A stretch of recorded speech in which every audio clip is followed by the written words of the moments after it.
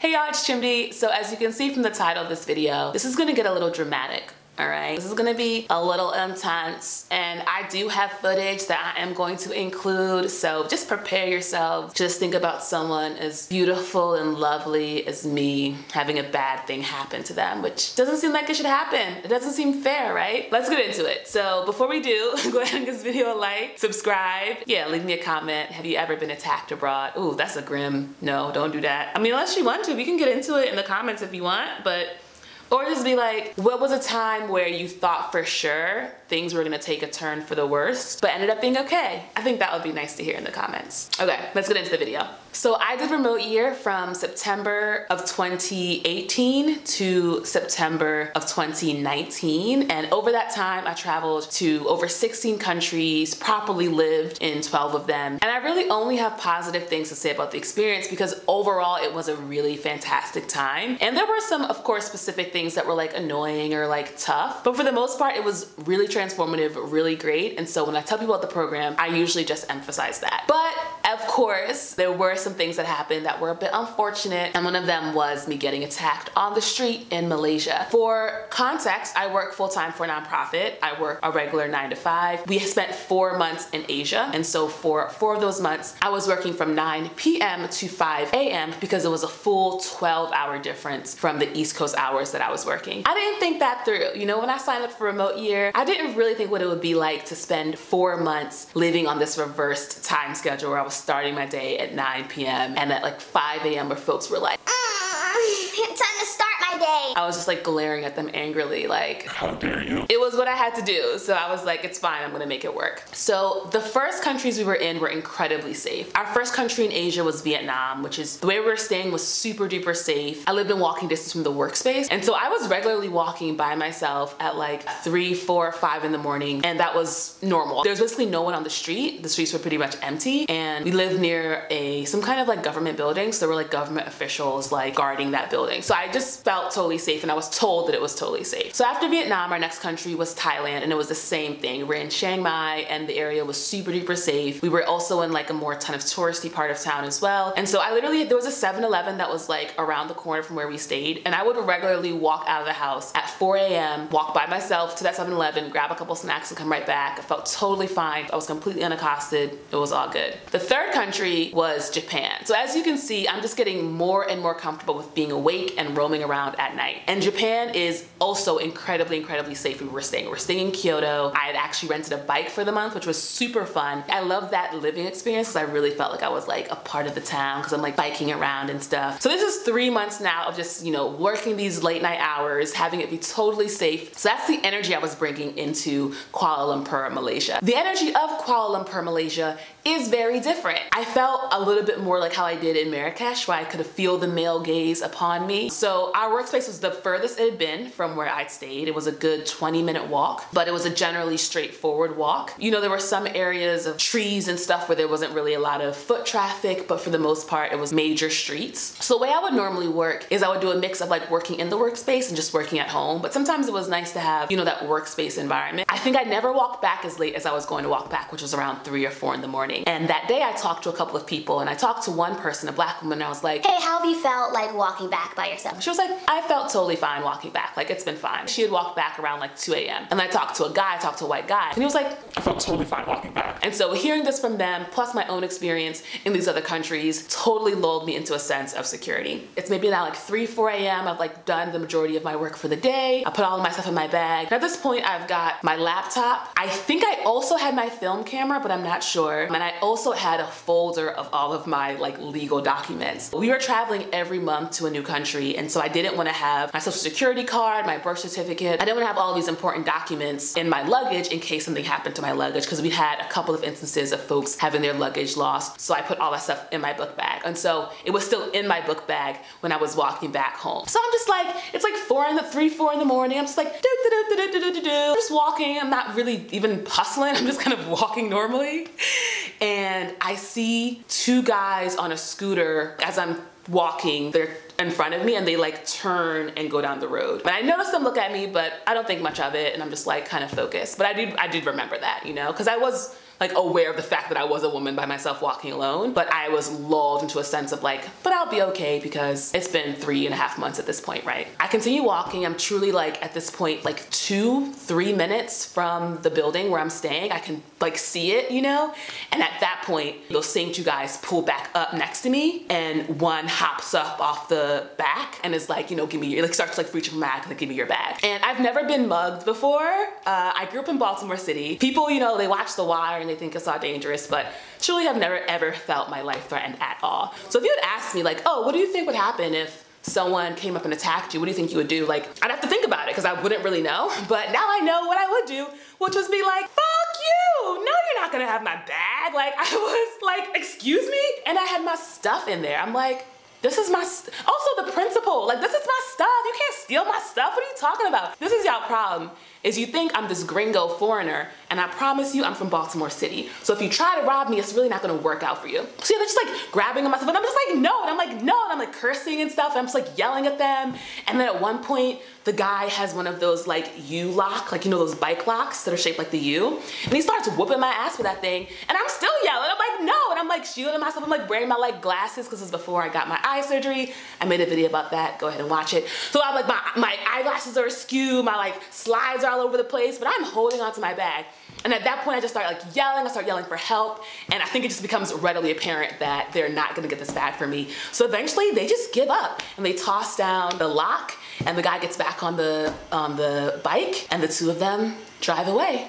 Years ago, I listened to a podcast where a woman talked about how like she was out by herself at night somewhere. I think she like ran into something or somehow like hit her head, and blood just started pouring down her face. And she was like wearing a white shirt, so it was just like, it looked crazy. And she said she remember thinking, because I look so crazy right now, it's very important that when I go out to like get help, I'm coming from a very calm place. And that stuck with me because I was like, oh, interesting. And so when that happened to me, and I'm like, you know, blood is gushing down my face, I truly am like within steps of where I'm staying at, which is the crazy part. I was truly so close to being home. I remember thinking like, okay, we're gonna have a calm demeanor. I like collect my things, the glasses are like askew, and I just kind of walk up, and one of the security people was like, what happened? And I'm just like, so I was walking back by myself and I was attacked. I lost my glasses. Could you go and look and see if my glasses are still there? If you follow me on social media, and if you followed me when I was on remote year, you know I am an active social media user. And I was like, this is some quality content. And so I handed my phone to the guy and I was like,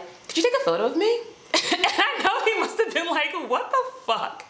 And so I held up the bike lock and I just like gave the camera a look, and he took a photo. And I also like, I put it on Instagram. I was like, hey y'all, guess what? They tried to rob your girl. Truly blood is still streaming down my face. Y'all, I just got attacked on the street. Two guys rolled up on me and they attacked me with this, and they tried to steal my bag. But guess who still has a motherfucking bag? And I thought nothing of it because when it was happening, it honestly was like an out-of-body experience. Like even when it was happening, I was never genuinely concerned. Like I kind of like stepped out of it and I was like, oh, this is wild. Like I feel like me and God were hanging out and I was like, this is crazy. He was like, I know, right, girl? But like, maybe don't walk by yourself at night. And I was like, You're right.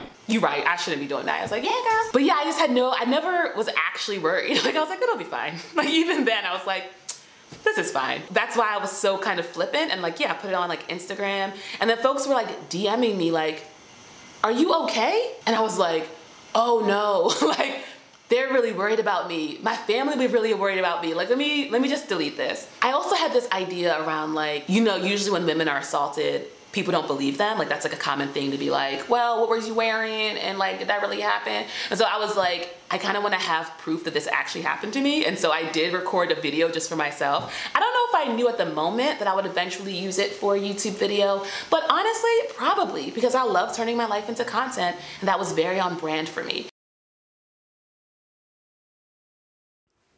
All right, y'all, so this is what I look like after two dudes tried to rob me when I was walking back by myself, alone, pretty late, 3-4 in the morning from the workspace here in Kuala Lumpur, Malaysia. So I was walking by myself, and these two dudes just rolled up on a moped. One guy hopped off, tried to grab my bag from me, pushed me down, And you know I was not about that life. So I was just like screaming like, F you, nope, F you, yelling help, F you. And then eventually they gave up and went away. And this is the weapon they used to try to attack me. And you know what's interesting is I at no point feared for my life because I was like, God's got me. I'm going to be just fine. And guess who still has their life in their bag? But guess who won't be walking by themselves alone at 4 a.m. in KL? Also me. Also me, y'all. Put the photo onto the group chat that we had. People were like, and it was like 4 a.m. It was in the morning when people woke up and they were like, whoa, like, you know, and they were being very like kind and sweet. And one girl was still up because it was Ramadan, so she was like up early. She was like, you know, come over, and so she like made me like a really nice meal. And I don't think I realized how shaken up I was until I had a space of rest and someone being like comforting and being like, it's okay. And people had different things kind of happen to them, and they were overseas. I think there were definitely a couple of muggings, but I think that was the most like violent thing. I don't think anyone got their ass beat the way I got my ass beat on that trip. But honestly, and I feel like it's so like egotistical to say, but I was like, of the people to get their ass beat on that trip, it was good that it was me, because a couple of reasons. One is that I had this attitude of like, I'm gonna be fine. I wasn't gonna bring it up every other day and be like, y'all remember when I got attacked on the street? I was like, nah. And I thought too, this is another example of the way God works in my life, where when bad things happen, they're not really that bad, and I can use them for content. So if this video ends up being successful, like those people were actually helping me out because they gave me a successful YouTube video. On a slightly more serious note, the real thing I thought in that whole experience is that I and everyone in my group was very privileged to be able to sign up for that program and do it, and to be able to travel the world in the way we did, and to have the resources to do that and to do it well. So I am always in the place of privilege. Even if I am walking by myself with my book bag, with all of my belongings in it, I am still doing better than the person who has to rob me, because I am not in a place where I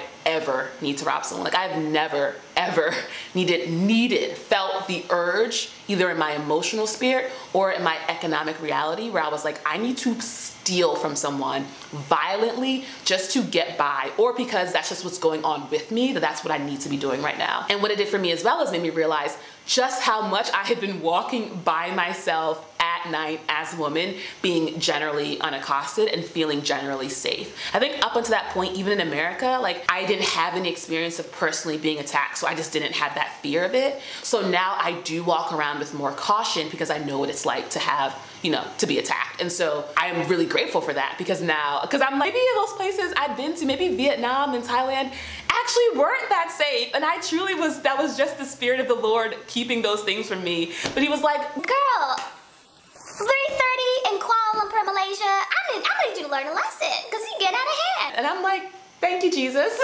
I appreciate that lesson. You know, I've got truly basically no scar. I have like the teeniest scar on my nose and like the teeniest scar right here, but like still have all my teeth, still have this beautiful smile, still have this beautiful energy. And so, you know, it's solid, it's all good. I knew if I told people, they would just be so scared and so worried for me, and so like, oh my gosh, she's so unprotected in these foreign countries, and I just didn't want them to have that on their heart of like, you know, being worried about me. So that's kind of what kept me from making a video about it for so long.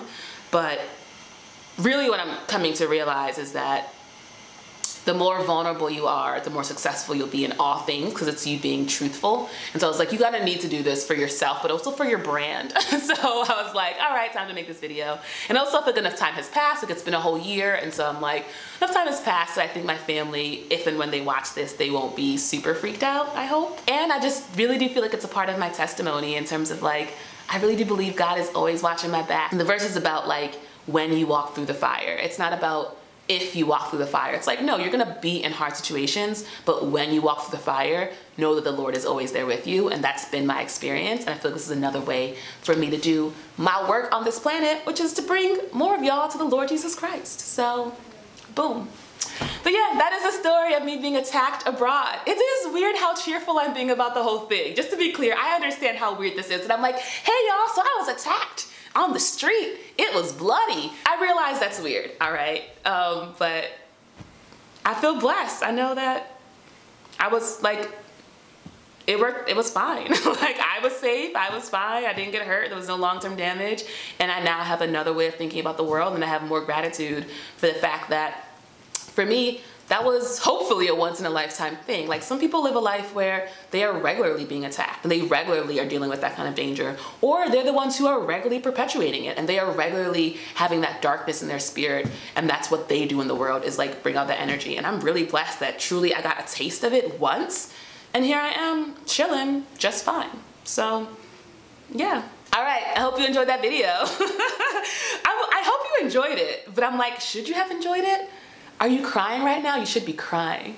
Go ahead and give this video a like if you did. Leave me a comment. What did you think of that?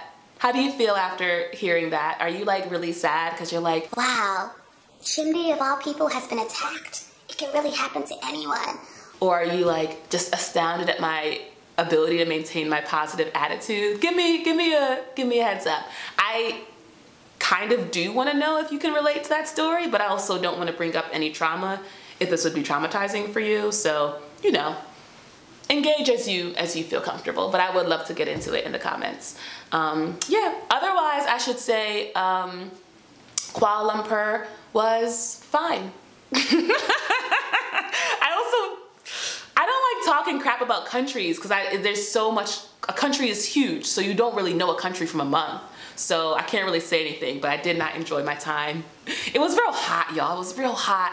It was a lot of rain. There was a lot of rain, but I got some very good selfies. So, you know, it all evens out. Thanks for watching, y'all. I'll see you on the next one. Bye.